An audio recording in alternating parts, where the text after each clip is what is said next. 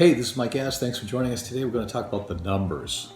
The most important thing of every business is numbers, and we haven't even talked about the numbers yet. The numbers are the only thing that matters is, are you selling product? Are you selling your services? Are you bringing in money? And are you bringing in money every day? So there's many different kinds of businesses, and I was doing mostly real estate. Money didn't come in every day unless I owned rental properties. And that didn't come in every day either. It comes in once a month when people pay their rent. Or when you lease the property out, you get a deposit. And when I was in Las Vegas, for example, I got big deposits. When I was in Texas, I got normal deposits, big deposits, because people would come and go all the time. So that's not daily income. I like businesses that bring in daily income. So the asset recovery business, which is the business I'm in now, where I buy an asset that's not performing from somebody, and they want to turn it into cash, and then I buy the asset and I resell it. I'll resell it on major platforms, but I'm seeing revenue come in every day. Revenue is sales. So you have your sales. That's the number one number that you need to focus on. What's coming in daily? Okay? Number two, you have to buy the product. So assuming you're not providing a service, let's just say you're providing a product. That's the cost of the product. That's called cost of goods. Okay, so if I have sales in the month of 100,000 and my cost for the product is 50,000, I have a profit. The third number is called a gross profit. Sales minus the cost of the product equals the gross profit. Then you have to subtract all your expenses. Heat, light. If you own your own company, you can give all the money to yourself. So there's many different kinds of corporate structures. I have C corporations, which has stock ownership. Or you can have a sole proprietorship where it's just you. So everything that you sell comes directly to you as income, and then it goes on your tax return in the United States. If you have a corporation, you have two tax returns, one personal, which is for yourself, and one for the corporation. But let's just focus on income right now, because that's the number one generator of all businesses, and that's why most businesses go out of business. So when COVID hits, the restaurants don't have anybody coming in. There's no income coming in, but their expenses don't change. They still have to pay their rent. They still have to pay their heat, their light. If they keep their employees on, they got to pay their employees. Those are all expenses. So sales, revenue, minus your cost of the goods, which is what you paid for the product equals your profit. Then you have all your expenses. Then you have your net profit down at the bottom line, which is what the bottom line means. The bottom line means, what's the bottom line? What do you get to keep? So in my business, I want to keep somewhere between 37 and 40%. If I can get to 50%, and some months I do, I even go over 50% net profit. So on a really outstanding month, let's say I use $100,000 as an example, I want to keep in my pocket, after I pay the costs for everything, the cost for the product, the expenses to run the business, whatever people that are working, I have to pay them. I have to pay for freight, packaging and shipping, and all those things are expensed out. And I'll keep somewhere around 40% or $40,000. Those are the numbers. Now, the number one reason why people fail is they don't keep an eye on their numbers. They don't look closely to see that there's a problem. For example, if you have a problem and your sales are not coming in, there's only one of two things that are going on. The product that you bought, you paid too much for, and the price is too high.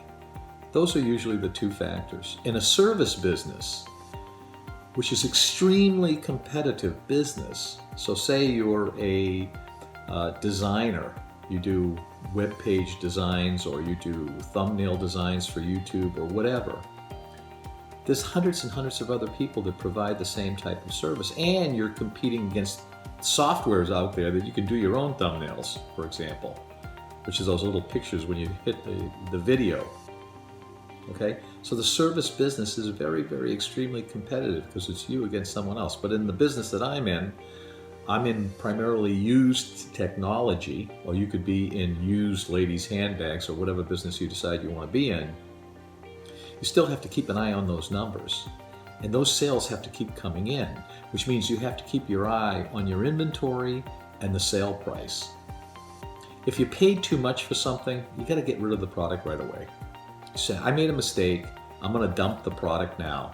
I'm going to get my cash out, because cash is the most important thing. You want to get it out because that cash is what drives your business.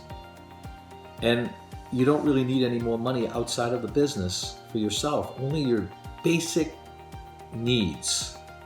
You got to pay for your rent, or you got to pay for your mortgage. Hopefully you're not making a car payment, but if you are, and that's it. All the other expenses are not necessary in your personal life. Why? Because you want your business to be profitable. Because if the business is profitable and it continues to grow, then you're always going to be okay. I've had the same businesses for 25, 30 years, over 30 years now. And money keeps coming in. We acquire real estate or whatever else that we're interested in. Even bought companies, even produced companies from nothing, created trucking businesses and stuff like that. But that all came in from keeping our eye on our sales, watching how much we pay for product to make sure that everything we purchase is profitable, and then keeping an eye on our expenses. So once again, I know it's a little boring for some people, but without the numbers, this is called a profit and loss statement. So you're either making a profit or you're making a loss. Preferably you're making a profit. And publicly traded companies have to file this information every 3 months, every quarter. So Apple just came out with their numbers. They were outstanding.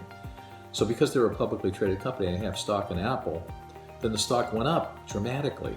Why? Because they keep growing. People want to see growth. Banks want to see growth. That's another reason why you got to keep your eye on the numbers. Say you want to get a line of credit from the bank.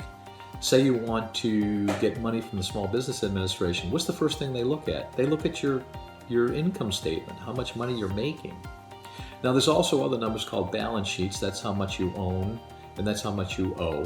That's a balance sheet. We're not going to go into balance sheets right now. Right now we're interested in income, and therefore the name income statement. And all the ramifications for watching those numbers and keeping everything in focus is for your benefit to continue to grow the business. So we're looking for growth all the time. When COVID hits, growth kind of slips because if everybody's closed down, there's nothing you can buy and people don't have as much money to purchase from us. But we were able to keep the business going. We had no problem because we had plenty of cash. It's Mike Addis from Carlsbad, California, and San Diego. That's the other good benefit of owning and operating your own business is you get tax deductions that you wouldn't normally get if you're an employee. You're an employee, you've got a W-2 form. You pay your taxes, no ifs, ands, or buts about it. If you own your own company, then you get all kinds of benefits, tax benefits, depreciations, and things like that. We'll go into these things a little more in detail. This is really phase one of income statements and the importance of watching your numbers and making sure that your company continues to grow. Don't forget to hit the subscriber button. Please make comments, and we will answer those comments. Don't forget to visit our other sites. Mike Addis Cash, or Maddis Cash, is going to be coming out, M-A-D-D-I-S Cash. You can check out our books. That gives you more information in detail. Just go to Mike Addis, A-D-D-I-S, on Amazon. And you can check us out on Instagram, Mike Addis 2020. This is Mike Addis, once again from Carlsbad, California. Have a great day. Today is Wednesday the 14th. And I'll see you on the next video.